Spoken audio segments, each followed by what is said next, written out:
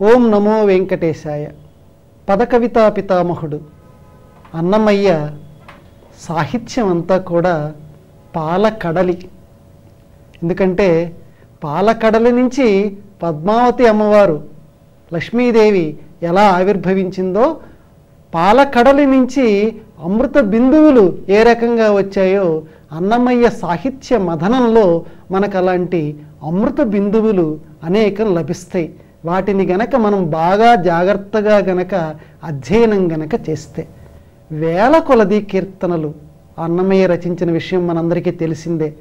ఆ వేల కొలది కీర్తనల్లో ఒక అద్భుతమైనటువంటి కీర్తన మనం ఈరోజు దాని పూర్వాపరాలతో సహా నృత్యంగా మనం దాన్ని చూసి పరవశిద్దాం. ఆ కీర్తన ఆ పల్లవి చదువుతుంటేనే తేనె బొట్టు నాలిక మీద పడినటువంటి తీయటి అనుభూతి మనకు కలుగుతుంది. ఆ కీర్తన ఎంత చక్కటి తెలుగు పదంతో ఆయన మొదలుపెట్టాడంటే, చూడరమ్మ సతులాల శోభాన పాడరమ్మ కూడున్నది పతి చూడి కుడుత నాంచారి. చూడరమ్మ సతులాల. చూడండి, మన పెద్దవాళ్ళు ఏదైనా ఒక మంచి కార్యక్రమం జరుగుతోందనుకోండి, చిన్నపిల్లల్ని పిలిచి ఒరేయ్ అటు చూడండిరా, కొద్దిసేపు అల్లరాపండిరా మీరు అని పెద్దవాళ్ళు చెప్తుంటారు కదండి. ఆ ప్రకారంగానే మనందరికీ పెద్దవాడు, మనందరికీ ఆధ్యాత్మిక గురువు అన్నమాచార్యుల వారు మన దగ్గరికి పిలుస్తున్నారు. సతులారా, ఓ సతులారా, ఓ చెరికెత్తలారా, ఓ స్త్రీలారా, మీరందరూ కూడా చూడరమ్మా, రండి రండి రండి, మీకు చక్కటి విషయాన్ని నేను చూపిస్తాను రండి.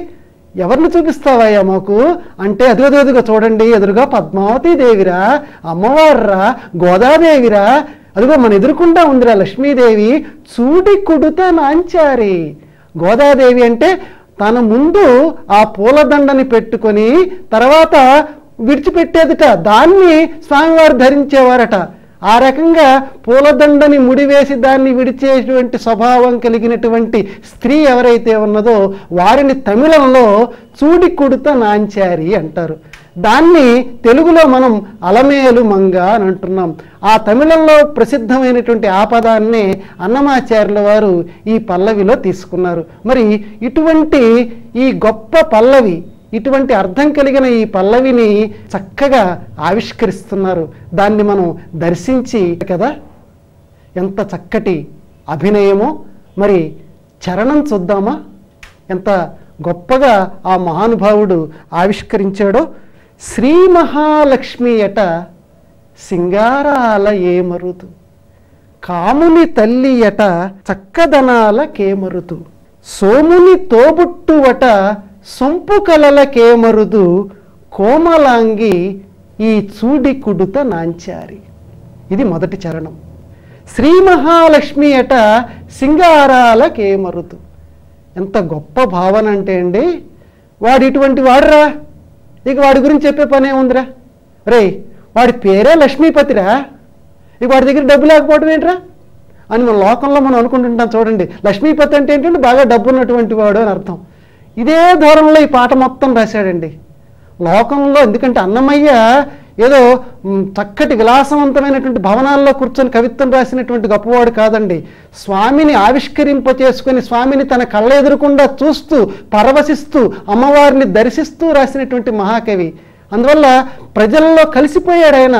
ప్రజల యొక్క వ్యావహారిక భాష ఆయనకి తెలుసు. మనం ఏ రకంగా అనుకుంటున్నామో ఆ రకంగా రాస్తున్నాడు.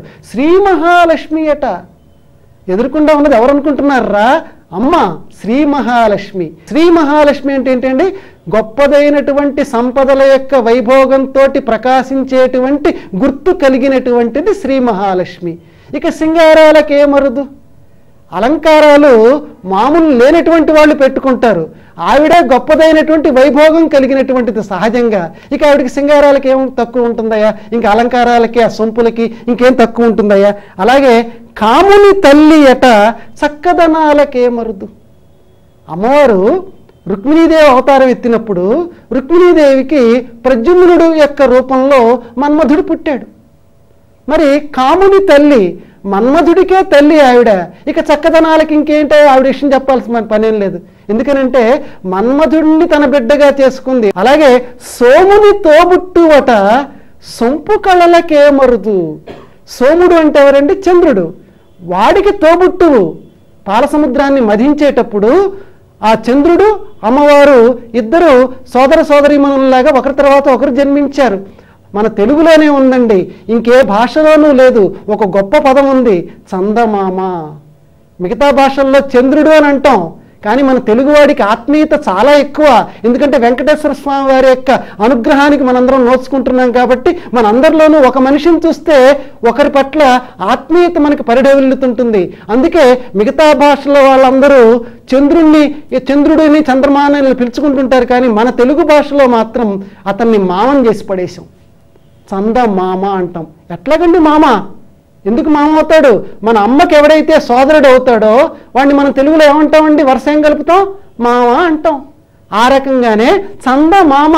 చంద్రుడు లక్ష్మి, లక్ష్మీదేవి మనందరికీ తల్లి, మన అమ్మ. కాబట్టి లక్ష్మీదేవి సోదరుడు చంద్రుడు. కాబట్టి చంద్రుడు ఏమయ్యాడు? మనకి మామయ్యాడు, మామయ్య అయిపోయాడు. అందుకని తెలుగువాడు ఆత్మీయతగా చందమామ అని పిలుచుకుంటాడు. అదే విషయాన్ని అన్నమయ్యాచార్యుల వారు ఇక్కడ ఆవిష్కరిస్తూ, సోముని తోబుట్టువట సొంపు కళలకేమరుదు. 16 కళలు ఉన్నటువంటి వాడు ఆ చంద్రుడు. కాబట్టి వాడికే సోదరిరా మన లక్ష్మీదేవి, ఈ చూడికుడుత నాంచారి, గోదాదేవి, పద్మావతీదేవి చంద్రుడి యొక్క తోబుట్టు. కాబట్టి ఇక కళల గురించి నేను ప్రత్యేకంగా చెప్పనక్కర్లేదు. కళల యొక్క మూర్తి, కళల యొక్క స్వరూపిణి మన అమ్మ అని చెప్తూ ఇంకొక మాట అంటున్నాడు, కోమలాంగి ఈ చూడికుడుత నాంచారి. కోమలాంగి, ఆవిడ యొక్క మనసు యొక్క మెత్తందనాన్ని మనకి తెలియచేయాలని చెప్పి ఈ కోమల శబ్దాన్ని వాడారు. మరి కలశాబ్ది కూతురట గంభీరాలకేమరుదు, తలప లోకమాతయట దయమరియే మరుదు, అలాగే జలజ నివాసినియట చల్లదనములకే మరుదు అనంటూ కొలది మీర ఈ చూడికుడుత నాంచారి. ఇక్కడ చూడండి, ఆ మహానుభావుడు అంటున్నాడు, కలశాబ్ది కూతురట గంభీరాలకే మరుదు. కలశము అబ్ది అంటే సముద్రుడు. ఆ సముద్రము యొక్క కూతురట. ఇక గంభీరాల గురించి నేను చెప్పవలసినటువంటి అవసరం ఏముంది అంటున్నాడు. గంభీరం అంటే ఏంటి? లోతు. గాంభీర్యం అంటారు చూడండి కొంతమంది.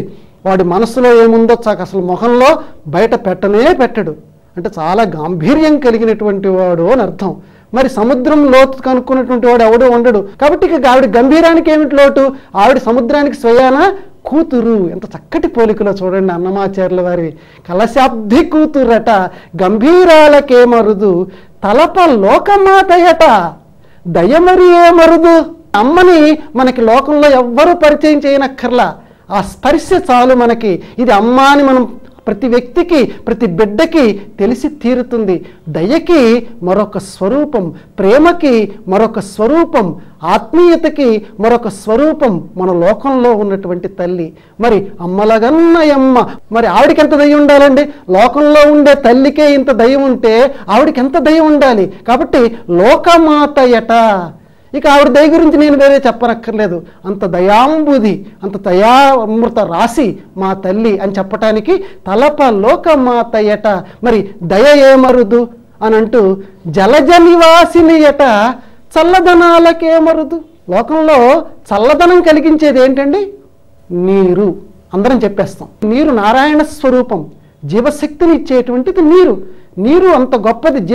నీరే ప్రాణాధారం అంటాడు సుమతి శతకర్త. కాబట్టి నీరు అంత గొప్ప చల్లదనం కలిగినటువంటిది. కాబట్టి జలజ నివాసినియట చల్లదనాలకేమరుదు. మరి నేను ఎందుకంటే నీటిలోంచి ఆ సహజమైనటువంటి ఆ చల్లదనపు యొక్క స్వభావాన్ని తనలో క్రోడీకరించుకొని పుట్టేటువంటిది పద్మం. ఆ పద్మంలో ఉండేటువంటిది అమ్మ. కాబట్టి ఆ నీటి చల్లదనం సహజంగానే అమ్మలో ఉంది. కాబట్టి ఆవిడ దగ్గర చల్లదనం ఉంటుందని నేను వేరే చెప్పక్కర్లేదు. అంటే చల్లదనాలన్నీ ఆవిడ దగ్గరే ఉంటాయి. చల్లదనం ఉండటం ఏంటండి?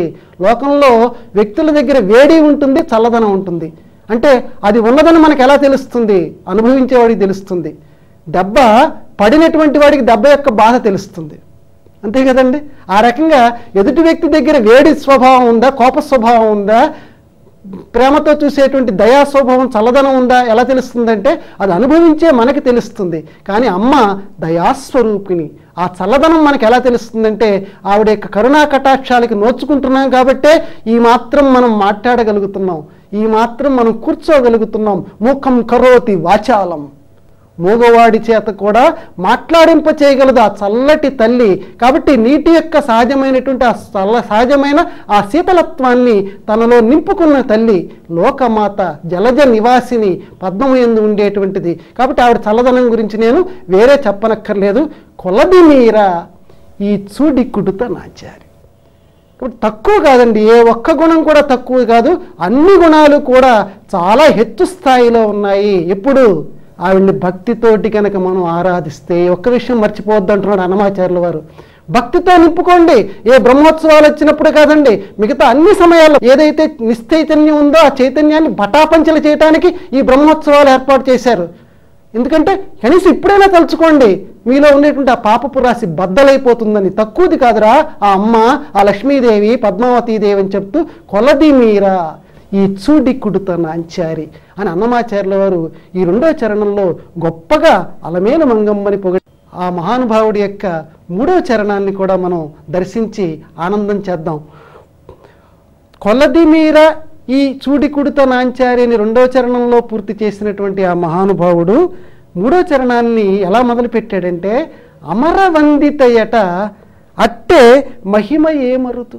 అమరవందితయట, దేవతలకి మనందరం నమస్కారం చేస్తాం.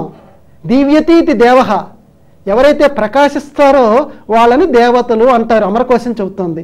మరి అంత గొప్ప మహిమ కలిగినటువంటి వాళ్ళు దేవతలు. అందరూ దేవతల యొక్క అనుగ్రహం కోసం తాపత్రయపడతాం. కానీ ఆ దేవతలందరూ కూడా అమ్మవారికి నమస్కారం చేస్తారట. అన్నమాచార్యుల వారు చెప్తున్నారు, అమరవందితయట, చావు లేనటువంటి ఆ దేవతలందరూ కూడా అమ్మవారికి నమస్కారం చేస్తారట. కాబట్టి ఇక ఆవిడ గొప్పతనం గురించి నేను వేరే చెప్పక్కర్లేదు కదయ్యా, అంత గొప్పది ఆవిడ అని చెప్తూ, అమృతపు చుట్టమట ఇక ఆనందాల కేమరుదు. అమృతపు చుట్టమట ఆనందాల కేమరుదు. అమృతము పేరులోనే ఉంది కదండి. మృతము అంటే చావు కలిగించేది, అమృతము చావుని కలిగించనిది అమృతం. ఈ అమృతాన్ని మనం రకరకాల పరిభాషల్లో కూడా వాడుతుంటాం. వచోమృతం, నయనామృతం, కర్ణామృతం, ఇలాంటి పదబంధాలు మనకు ఉన్నాయి. ఆ అమృతపు చుట్టమట, చూడండి వాళ్ళ యొక్క చుట్టాలండి వీళ్ళు, ఫలానా మహానుభావుడు లోకంలో ఎవరి గురించి చెప్పుకుంటున్నామో వాళ్ళ యొక్క చుట్టాలండి వీళ్ళంటే ఆ వంశంలో పుట్టినటువంటి కొన్ని లక్షణాలు, ఆ గొప్పతనపు లక్షణాలు వీళ్ళలో ఉన్నట్టు లెక్క. మరి పాల సముద్రంలో లక్ష్మీదేవితో పాటుగా చిట్ట చివర పుట్టినటువంటిది అమృతం. ఈ విషయం మనందరికీ తెలుసు. కాబట్టి లక్ష్మీదేవి అమృతానికి చుట్టం. కాబట్టి అమృతం ఏ రకంగా చావుని కలిగించనటువంటి లక్షణాన్ని కలిగి ఉందో, లక్ష్మీదేవి యొక్క ఆ పద్మావతీదేవి యొక్క అలమేలు మంగమ్మ యొక్క నామస్మరణ రూపాన్ని దర్శిస్తే మనకి కూడా అమృతత్వ సిద్ధి లభిస్తుంది అని చెప్పటానికి అమృతపు చుట్టమట, అమృతంతో కలిసి పుట్టిందయ్యా మా అమ్మ. ఇక ఆవిడ గురించి నేనేం చెప్తాను, ఆనందాలకేమరుదు. ఎక్కడైతే అమృతం ఉంటుందో అక్కడ ఆనందం ఉంటుంది. ఇక ఆవిడ వల్ల ఈ ఆనందం వస్తుంది, ఈ ఆనందం రాదని నేను చెప్పక్కర్లా. అన్ని ఆనందాలు మనకి లభిస్తాయి ఎప్పుడు నువ్వు భక్తితో కొలిచినప్పుడు అని చెప్తూ అన్నమాచార్యుల వారు అంటున్నాడు, తమితో తానే శ్రీ వెంకటేశుని తానే వచ్చి పెళ్ళాడే.